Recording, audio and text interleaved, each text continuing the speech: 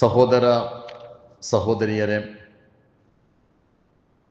ಹಿಜರಿ ಕ್ಯಾಲೆಂಡರ್ನ ಪ್ರಕಾರ ನಾವು ಹೊಸ ವರ್ಷದಲ್ಲಿದ್ದೇವೆ. ಹಿಜರ 1448ನೆಯ ವರ್ಷ. 1448 ಎಂದು ಹೇಳುವಾಗ ಆ ಸಂಖ್ಯೆ ನಿಮ್ಮ ಮನಸ್ಸಿನಲ್ಲಿ ಇಲ್ಲ, ಅಥವಾ ನಿಮಗೆ ಪರಿಚಿತವಾದ ಸಂಖ್ಯೆ ಅಲ್ಲ ಅದು. ಹೇಗೆ 2026 ನಿಮಗೆ ಪರಿಚಿತವೋ ಹಾಗೆ ಒಂದು ಪರಿಚಿತವಾದ ಸಂಖ್ಯೆ ಅಲ್ಲ 1448 ಎಂಬುದು.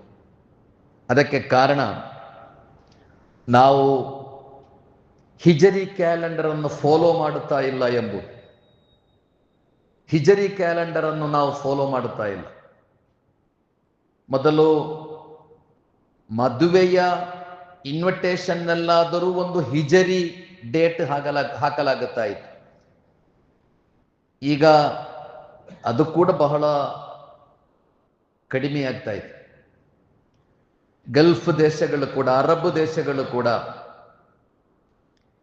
ಹಿಜರಿ ಕ್ಯಾಲೆಂಡರ್ನ ಬದಲು ಗ್ರೆಗೋರಿಯನ್ ಕ್ಯಾಲೆಂಡರಿಗೆ ಮೊರೆ ಹೋಗಿದೆ. ಸಹೋದರ ಸಹೋದರಿಯರೇ, ಅಂದರೆ ಹಿಜರಿ ಕ್ಯಾಲೆಂಡರ್ ನಮ್ಮ ಬದುಕಿನ ಭಾಗ ಆಗಿ ಉಳಿದಿಲ್ಲ. ನಮ್ಮ ರಮಲಾನ್ ನಿಶ್ಚಯಿಸಲ್ಪಡುವುದು, ನಮ್ಮ ಈದ್ ನಿಶ್ಚಯಿಸಲ್ಪಡುವುದು, ನಮ್ಮ ಹಜ್ ನಿರ್ಧರಿಸಲ್ಪಡುವುದು, ಹೀಗೆ ಪ್ರಮುಖವಾದ ಎಲ್ಲ ಇಬಾದತ್ತುಗಳು ನಿಶ್ಚಯಿಸಲ್ಪಡುವುದು ಹಿಜರಿ ಕ್ಯಾಲೆಂಡರ್ನ ಆಧಾರದಲ್ಲಿ. ಆದ್ದರಿಂದ ಹಿಜರಿ ಕ್ಯಾಲೆಂಡರ್ ಅನ್ನು ಫಾಲೋ ಮಾಡುವುದು ಇಸ್ಲಾಮಿ ಬದುಕಿನ, ಇಸ್ಲಾಮಿ ಸಂಸ್ಕಾರದ ಒಂದು ಗುರುತಾಗಿದೆ. ಸಹೋದರ ಸಹೋದರಿಯರೇ, ಇಸ್ಲಾಮಿನ ಕ್ಯಾಲೆಂಡರ್ ನಿರ್ಣಯಿಸಲ್ಪಟ್ಟಿರುವುದು ಮುಹಮ್ಮದ್ ಮುಸ್ತಫಾ ಸಲ್ಲಲ್ಲಾಹು ಅಲೈಹಿ ವಸಲ್ಲಮರ ಹಿಜ್ರತ್ತಿನ ಆಧಾರಿತವಾಗಿ. ಇಸ್ಲಾಮಿನ ಇತಿಹಾಸದಲ್ಲಿ ಅತ್ಯಂತ ಪ್ರಮುಖವಾದ ಘಟನೆಯಾಗಿದೆ ಹಿಜ್ರತು ನಬಿಯಿ ಸಲ್ಲಲ್ಲಾಹು ಅಲೈಹಿ ವಸಲ್ಲಂ. ಮುಹಮ್ಮದ್ ಮುಸ್ತಫಾ ಸಲ್ಲಲ್ಲಾಹು ಅಲೈಹಿ ವಸಲ್ಲಮರ ಹಿಜ್ರತ್, ಹುಟ್ಟಿ ಬೆಳೆದ ನಾಡು, ಸಂಪತ್ತು, ಸಂಬಂಧ ಇವೆಲ್ಲವನ್ನು ತ್ಯಜಿಸಿ ಒಂದು ಜನತೆ ಅಲ್ಲಾಹನ ಮಾರ್ಗದಲ್ಲಿ ನಡೆಸಿದ ತ್ಯಾಗೋಜ್ವಲವಾದ ಹಿಜ್ರತ್ತನ್ನು ಪವಿತ್ರ ಕುರ್ಆನ್ ಎತ್ತಿ ಹೇಳಿದೆ. ಮುಹಮ್ಮದ್ ಮುಸ್ತಫಾ ಸಲ್ಲಲ್ಲಾಹು ಅಲೈಹಿ ವಸಲ್ಲಂ ಮತ್ತು ಅವರ ಜೊತೆಗಾರ ಸಿದ್ದೀಕ್ ರಲಿಯಲ್ಲಾಹು ತಆಲಾ ಅನ್ಹು ಜೊತೆಯಾಗಿ ನಡೆಸಿದ ಹಿಜ್ರತ್ತನ್ನು ಒಂದು ಮಹಾ ಘಟನೆಯಾಗಿ ಕುರ್ಆನ್ ವಿವರಿಸ್ತದೆ. ಇಲ್ಲ ತನ್ಸುರುಹು ಫಕದ್ ನಸರಹುಲ್ಲಾಹು. ಶತ್ರುಗಳು, ವಿರೋಧಿಗಳು ಅವರನ್ನು ಹೊರಗೆ ಹಾಕಬಹುದು, ಶತ್ರುಗಳು, ವಿರೋಧಿಗಳು ಅವರನ್ನು ಹೊರಗೆ ಹಾಕಬಹುದು. ಆದರೆ ಫಕದ್ ನಸರಹುಲ್ಲಾ, ನಾವು ನಿಮಗೆ ಸಹಾಯ ಮಾಡಿದ್ದೇವೆ, ನಾವು ನಿಮಗೆ ಸಹಾಯ ಮಾಡುತ್ತೇವೆ. ಇದು ಅಖ್ರಜಹುಲ್ಲದೀನ ಕಫರು ಥಾನಿಯ ಸ್ನೈನಿ ಇದ್ ಹುಮಾ ಫಿಲ್ ಗಾರ್ ಇದು ಯಕೂಲು ಲಿಸಾಹಿಬಿಹಿ ಲಾ ತಹ್ಜನ್ ಇನ್ನಲ್ಲಾಹ ಮಅನಾ. ಅವರಿಬ್ಬರು ಗುಹೆಯಲ್ಲಿದ್ದಂತಹ ಸಂದರ್ಭ. ಲಾ ತಹ್ಜನ್ ಇನ್ನಲ್ಲಾಹ ಮಅನಾ, ನಮ್ಮ ಜೊತೆ ಅಲ್ಲಾಹು ಇದ್ದಾನೆ, ನೀವು ದುಃಖಿಸಬೇಡಿ ಎಂದು ಹೇಳಿದ ಆ ಸಂದರ್ಭ. ಫಅನ್ಜಲಲ್ಲಾಹು ಸಕೀನತಹು ಅಲೈ, ಅಲ್ಲಾಹು ಸುಬ್ಹಾನಹು ವ ತಆಲಾ ಅವರಿಗೆ ಶಾಂತಿಯನ್ನು ಇಳಿಸಿದ. ವಅಯ್ಯದಹು ಬಿಜುನೂದಿನ್ ಲಂ ತರೌಹ, ನೀವು ಕಾಣದಂತಹ ಪಡೆಗಳ ಮೂಲಕ ಅಲ್ಲಾಹು ಸುಬ್ಹಾನಹು ವ ತಆಲಾ ಅವರಿಗೆ ಸಹಾಯ ಮಾಡಿದ. ವಜಅಲ ಕಲಿಮತಲ್ಲದೀನ ಕಫರು ಸುಫುಲ, ನಿಷೇಧಿಗಳ ಕಲಿಮತ್ತನ್ನು ಅಲ್ಲಾಹು ಸುಬ್ಹಾನಹು ವ ತಆಲ ಸೋಲಿಸಿದ. ವ ಕಲಿಮತುಲ್ಲಾಹಿ ಹಿಯಲ್ ಉಲ್ಯ, ಅಲ್ಲಾಹನ ಕಲಿಮತ್ತನ್ನು ಅಲ್ಲಾಹು ಸುಬ್ಹಾನಹು ವ ತಆಲ ಎತ್ತರಗೊಳಿಸಿದ. ಅಲ್ಲಾಹನ ದೀನನ್ನು ಅಲ್ಲಾಹು ಎತ್ತರಗೊಳಿಸಿದ. ವಲ್ಲಾಹು ಅಜೀಜುನ್ ಹಕೀಮ್, ಅಲ್ಲಾಹು ಮಹಾಪ್ರತಾಪಿಯೂ ಯುಕ್ತಿಪೂರ್ಣನೂ ಆಗಿದ್ದಾನೆ. ಹಿಜರತ್ತಿನ ಬಗ್ಗೆ ಪವಿತ್ರ ಕುರ್ಆನ್ನ ವಿವರಣೆಯ ಕಲಿಮತ್ತುಲ್ಲಾಹಿ ಹಿಯಲ್ ಉಲ್ಯ, ಅಲ್ಲಾಹನ ಕಲಿಮತ್ ಎತ್ತರಕ್ಕೇರುವುದು, ಅಲ್ಲಾಹನ ದೀನಿನ ಔನ್ನತ್ಯ, ಅದಾಗಿತ್ತು ಹಿಜರತ್ತಿನ ಉದ್ದೇಶ. ಸಹೋದರ ಸಹೋದರಿಯರೇ, ಮುಹಮ್ಮದ್ ಮುಸ್ತಫಾ ಸಲ್ಲಲ್ಲಾಹು ಅಲೈಹಿ ವಸಲ್ಲಂ ಮತ್ತು ಸಹಾಬೆ ಕಿರಾಮ್ ನಡೆಸಿದ ಹಿಜರತ್ತಿನಲ್ಲಿ ಕಿಯಾಮತ್ ತನಕ ಇರುವ ವಿಶ್ವಾಸಿಗಳಿಗೆ ಧಾರಾಳ ಪಾಠಗಳಿವೆ.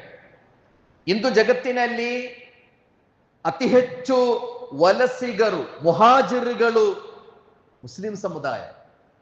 ಗಜ್ಜಾದಿಂದ, ರೋಹಿಂಗ್ಯಾದಿಂದ, ಸಿರಿಯಾದಿಂದ ಯುದ್ಧದ ಕಾರಣಕ್ಕಾಗಿ ಅಥವಾ ಬದುಕಲು ಸಾಧ್ಯ ಇಲ್ಲದ ಕಾರಣಕ್ಕಾಗಿ ಲಕ್ಷಗಟ್ಟಲೆ ವಿಶ್ವಾಸಿಗಳು ಜಗತ್ತಿನ ಬೇರೆ ಬೇರೆ ಕಡೆಗಳಿಗೆ ವಲಸೆ ಹೋಗಿ ಅಲ್ಲಿ ಅತ್ಯಂತ ಕಷ್ಟದಿಂದ ಅಸಹನೀಯವಾಗಿ ಒಂದು ರೀತಿಯಲ್ಲಿ ಹುಳುಗಳಂತಹ ಬದುಕನ್ನು ಸಾಗಿಸ್ತಾ ಇದ್ದಾರೆ.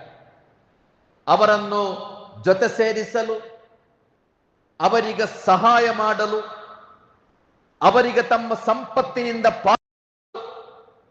ಅವರನ್ನು ಸಹೋದರರಾಗಿ ಸ್ವೀಕರಿಸಲು ಈ ಉಮ್ಮತ್ತಿನಲ್ಲಿ ಅನ್ಸಾರುಗಳು ಇಲ್ಲ ಎಂಬುದು ಸಹೋದರ ಸಹೋದರಿಯರೇ ಮುಸ್ಲಿಂ ಉಮ್ಮತ್ತು ಎದುರಿಸುತ್ತಿರುವ ಅತಿ ದೊಡ್ಡ ಸಮಸ್ಯೆ, ಅತಿ ದೊಡ್ಡ ಸವಾಲು. ಮುಹಾಜಿರುಗಳನ್ನು ಸಹೋದರರು ಎಂದು ಸ್ವೀಕರಿಸಲು, ಅವರನ್ನು ನಮ್ಮವರು ಎಂದು ಜೊತೆ ಸೇರಿಸಲು ಮುಸ್ಲಿಂ ಸಮುದಾಯದಲ್ಲಿ ಅನ್ಸಾರುಗಳಿಲ್ಲ.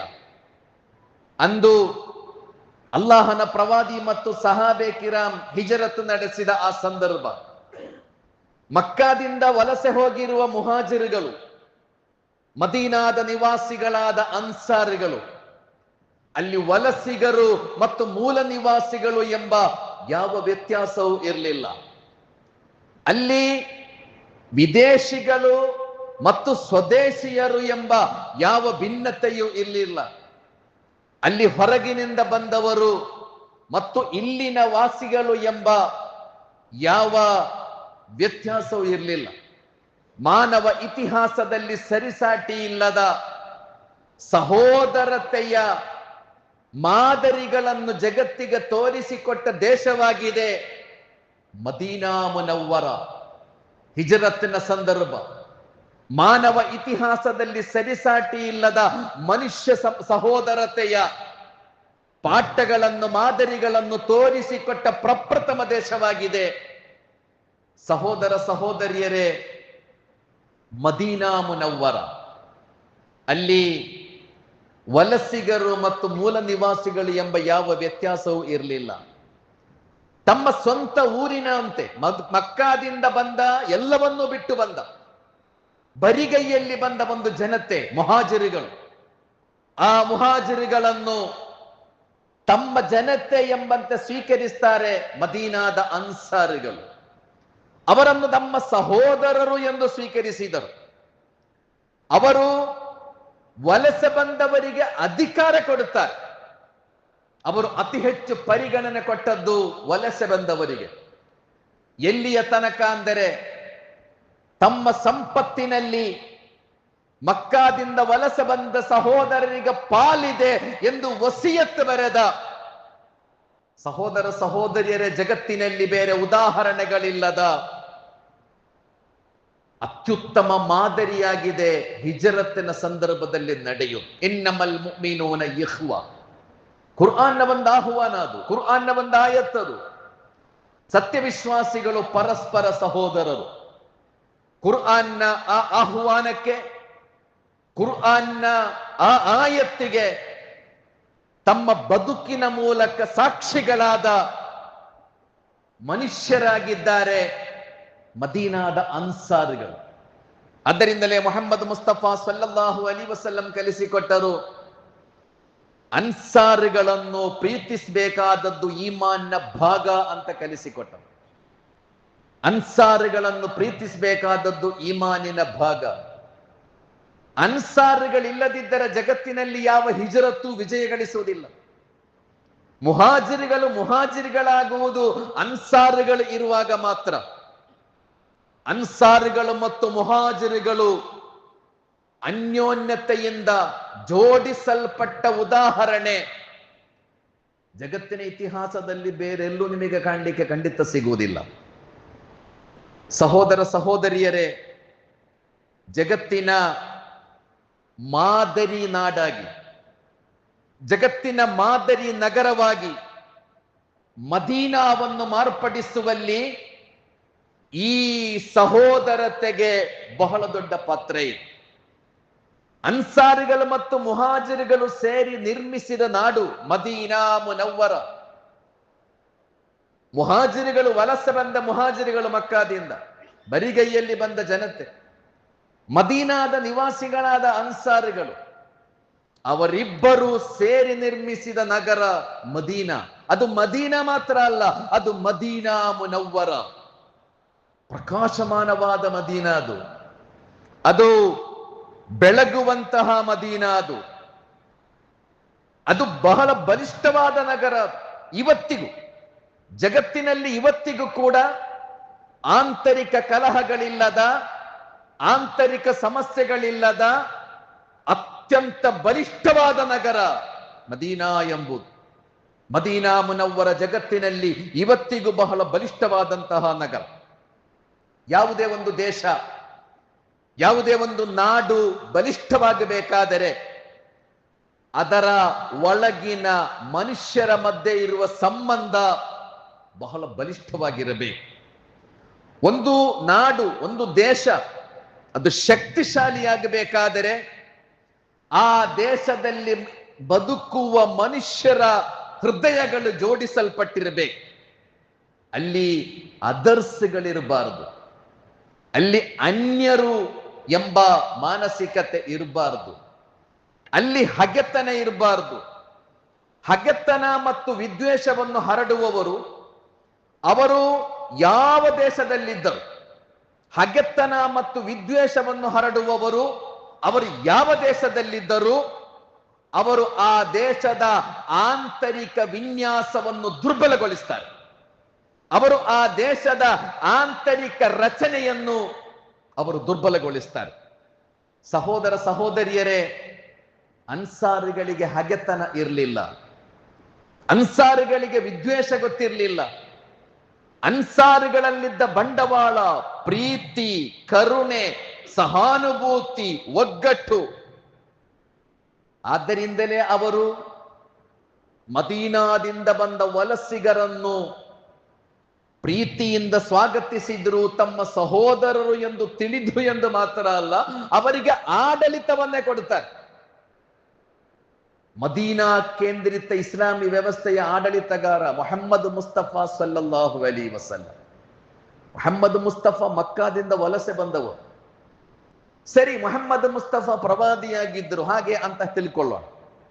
ಅದರ ನಂತರ ಇಸ್ಲಾಮಿ ಆಡಳಿತ ವ್ಯವಸ್ಥೆಯ 4 ಖಲೀಫರು ವಲಸಿಗರು. Abubakar Siddique, Umar ibn al Khattab, Usman ibn Affan, Ali ibn Abi Talib. ಈ 4 ಆಡಳಿತಗಾರರು ಕೂಡ ಮಕ್ಕಾದಿಂದ ವಲಸೆ ಬಂದ ಮುಹಾಜಿರುಗಳು. ಮದೀನಾ ಕೇಂದ್ರಿತ ಇಸ್ಲಾಮಿ ಆಡಳಿತ ವ್ಯವಸ್ಥೆಯ ಆಡಳಿತಗಾರರು ಮಕ್ಕಾದಿಂದ ವಲಸೆ ಬಂದ ಮುಹಾಜಿರುಗಳು. ಸಹೋದರರೇ, ಇಸ್ಲಾಮಿನ ಇತಿಹಾಸದಲ್ಲಿ ಆ ನಾಡು ಯಾಕೆ ಪ್ರಕಾಶಮಯ ಅಂತ ಕೇಳಿದ್ರೆ, ಆ ನಗರ, ಆ ನಾಡು ಯಾಕೆ ಮುನವ್ವರ ಅಂತ ಕೇಳಿದ್ರೆ, ಅಲ್ಲಿ ಹೊರಗಿನಿಂದ ಬಂದವರು, ಮೂಲ ನಿವಾಸಿಗಳು, ವಲಸಿಗರು, ಇವ್ಯಾವ ವ್ಯತ್ಯಾಸವೂ ಅಲ್ಲಿ ಇರಲಿಲ್ಲ, ಆ ಯಾವ ಭಿನ್ನತೆಯೂ ಅಲ್ಲಿ ಇರಲಿಲ್ಲ.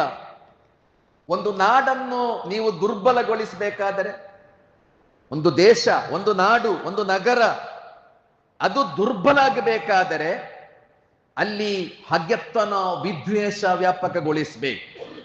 ಬಡಿದು ಕೊಲ್ಲುವುದು, ಮಾಬ್ ಲಿಂಚಿಂಗ್, ಒಂದು ವಿಭಾಗವನ್ನು ಅದರ್ಸ್, ಅನ್ಯರಾಗಿ ಕಾಣುವುದು, ಆರಾಧನಾಲಯಗಳ ಮೇಲೆ ದಾಳಿ ನಡೆಸುವುದು, ಒಂದು ಜನಾಂಗವನ್ನು, ಒಂದು ಜನತೆಯನ್ನು ವಂಶಹತ್ಯೆ ನಡೆಸುವುದು. ಸಹೋದರರೇ, ಇಂತಹ ಕೆಲಸಗಳ ಮೂಲಕ ಜಗತ್ತಿನಲ್ಲಿ ಇಲ್ಲಿನ ತನಕ ಯಾವ ದೇಶವೂ ಯಶಸ್ವಿಯಾಗಲಿಲ್ಲ.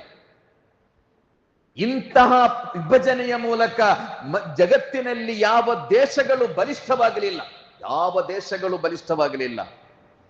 ಅದು ಆಂತರಿಕ ದೌರ್ಬಲ್ಯಗಳಿರುವ ದೇಶ, ಅದು ಆಂತರಿಕವಾಗಿ ಛಿದ್ರವಾದ ದೇಶ. ಅದು ಪವಿತ್ರ ಕುರ್ಆನ್ನಲ್ಲಿ ದುರ್ಬಲ ಮನೆ ಎಂಬ ಒಂದು ಪ್ರಸ್ತಾಪ ಇದೆ.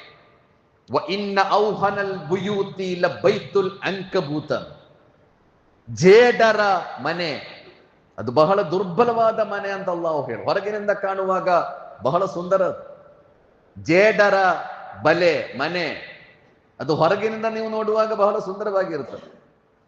ಆದರೆ ಅಲ್ಲಾಹು ಹೇಳುವುದು ಅದು ಅತ್ಯಂತ ದುರ್ಬಲವಾದ, ಇನ್ನ ಔಹನಲ್ ಬುಯೂತಿ ಲಬೈತುಲ್ ಅಂಕಬೂತ್, ಜಗತ್ತಿನಲ್ಲಿ ಅತ್ಯಂತ ದುರ್ಬಲವಾದ ಮನೆ ಅದು ಜೇಡರ ಮನೆ ಎಂದಲ್ಲಾಹು ಹೇಳಿದೆ. ಇಂದು ಆಧುನಿಕ ಜಗತ್ತಿನಲ್ಲಿರುವ ಔಹನುಲ್ ಬುಯೂತ್ ಯಾವುದು ಅಂತ ಕೇಳಿದ್ರೆ ಇಸ್ರೇಲ್ ಎಂಬ ದೇಶವಾಗಿದೆ. ನಮಗೆ ಟೆಕ್ನಾಲಜಿ ಇದೆ, ಐರನ್ ಡ್ರೋಮ್ ಇದೆ, ನಮಗೆ ಅಪಾರವಾದ ಸಂಪತ್ತಿದೆ, ಬಲಿಷ್ಠವಾದ ಆಯುಧಗಳಿವೆ.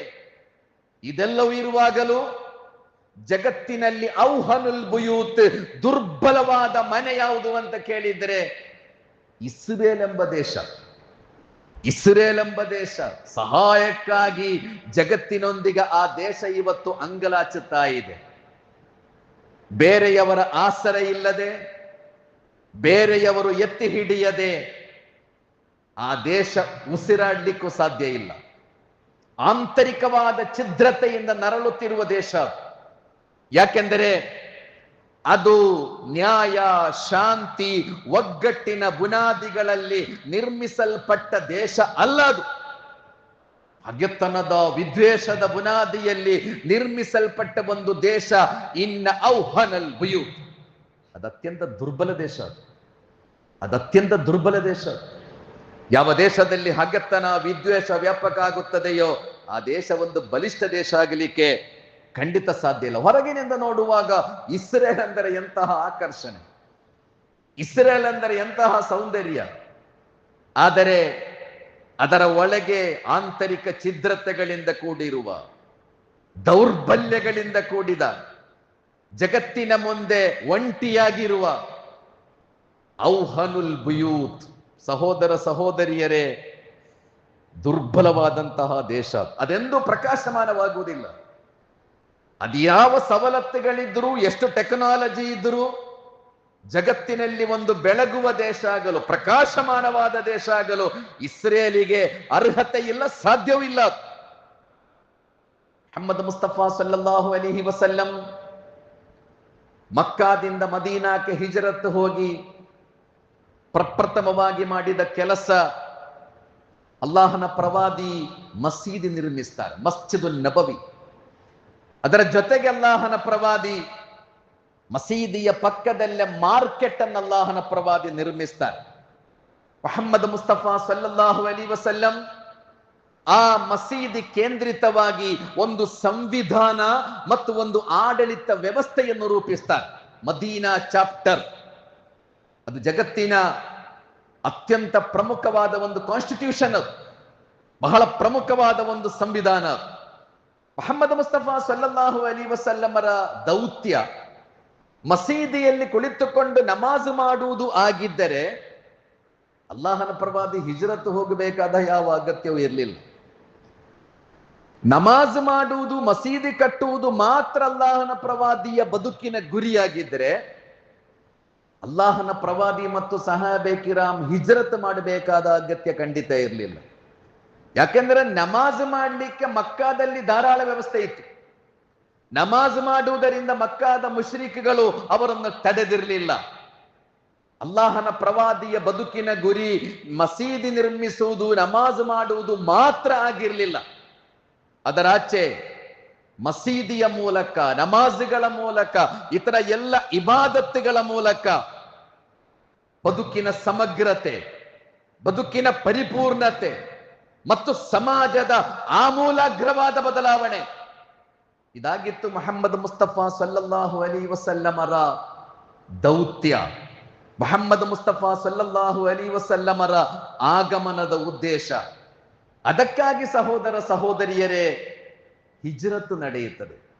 ಹಿಜ್ರತ್ತು ನಡೆದದ್ದಕ್ಕೆ ಬಹಳ ಪ್ಲಾನಿಂಗಿನೊಂದಿಗೆ, ಎಲ್ಲಾ ರೀತಿಯ ಸಿದ್ಧತೆಗಳೊಂದಿಗೆ ಮುಹಮ್ಮದ್ ಮುಸ್ತಫಾ ಸಲ್ಲಲ್ಲಾಹು ಅಲೈಹಿ ವಸಲ್ಲಂ ಅಲ್ಲಾಹನ ಮಾರ್ಗದಲ್ಲಿ ಹಿಜ್ರತ್ ನಡೆಸ್ತಾರೆ.